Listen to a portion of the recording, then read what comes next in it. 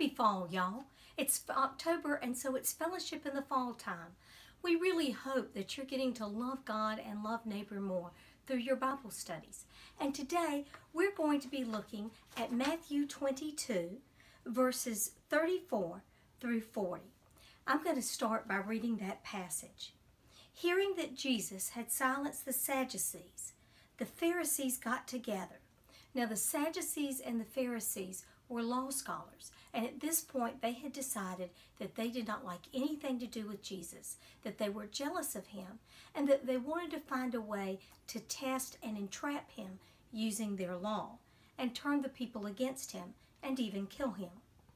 One of them, an expert in the law, tested Jesus with this question: "Teacher," it's kind of snarky there because he's supposedly acknowledging Jesus' authority as teacher, but he's setting out to test him.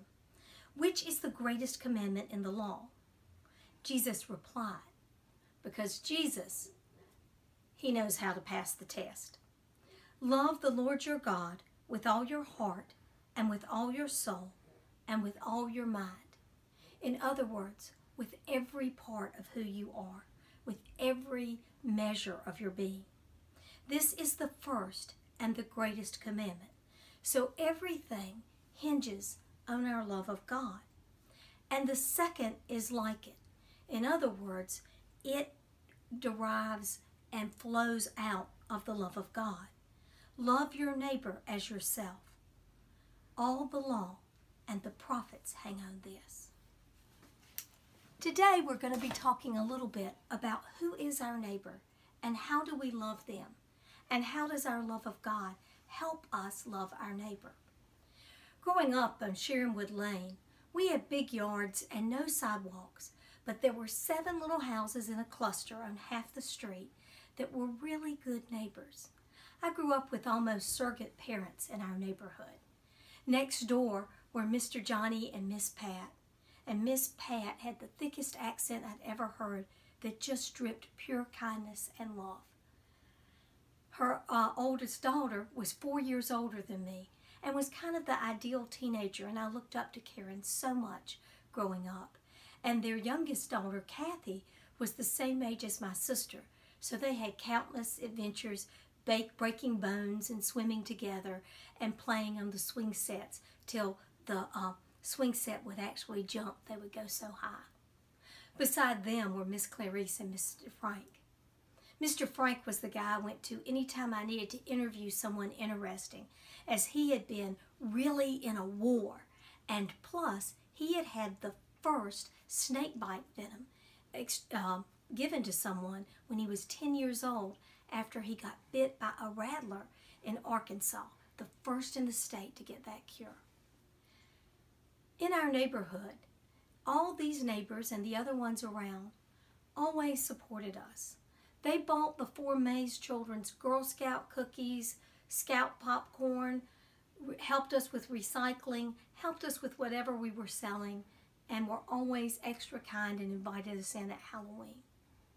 Even our pets were neighbors. I grew up with Jangles Polk and Skillet Carmichael and Smokey Hoskins, and I'm sure to our neighbors, Papa Cat Mays and Bodine Mays were just as good a neighbors. But when we knew we had good neighbors was when my little sister, who's 10 years younger than me, got sick. I can remember for all the years when my parents were at the hospital that they would pop in and just love on us, give us a little parenting, just affection, and make sure that we were all okay. It was really a lot of grace during a very dark time. But you know, it's easy to love nice neighbors. What if you don't like your neighbors? We had a neighbor one time that used to get angry because my cat asked to get out.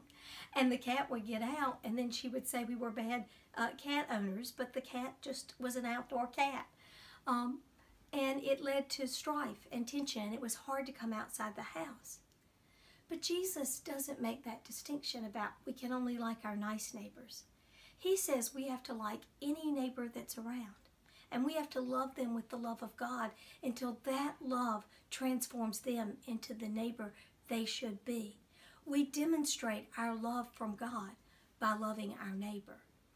I talk about in the fall with the confirmation class, when Adam and Eve sinned, one of the first things they did was stop loving their neighbor, was to take their beautiful love that had been flesh of my flesh and bone of my bone and divide it. When God says, what did you do?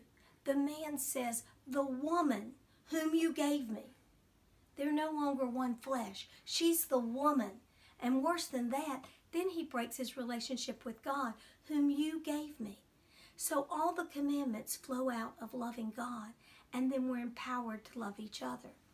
Last year we talked about how the Christians were able to radically change the whole world in a short 300 years for the way that they loved and cared and served one another.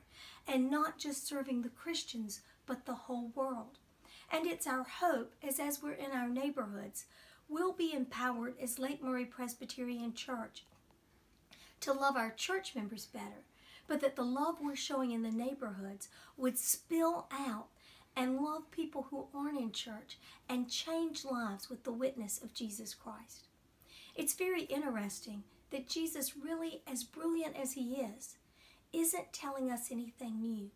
He's actually quoting in Love Your Neighbor as Yourself, the Old Testament law from Leviticus 19:18, which is where the term first appears. So loving our neighbor is very anciently woven into the depths of who we are. But sadly, it's one of the first things that our sin breaks. So the closer we get to God, the more we're empowered to love neighbor. But if our love of God doesn't spill out to other people, then it really isn't doing what God created us to do. So I hope that this has helped you see how this thing that we call the Great Commandment, and that we teach our children, I taught my kids, treat other people the way you want to be treated. But really, it's so much more than that. It's about that radical self-emptying of taking off the cross so that we can love people more than they can dream or even imagine and point to the love of God. Happy fellowship in the fall, y'all.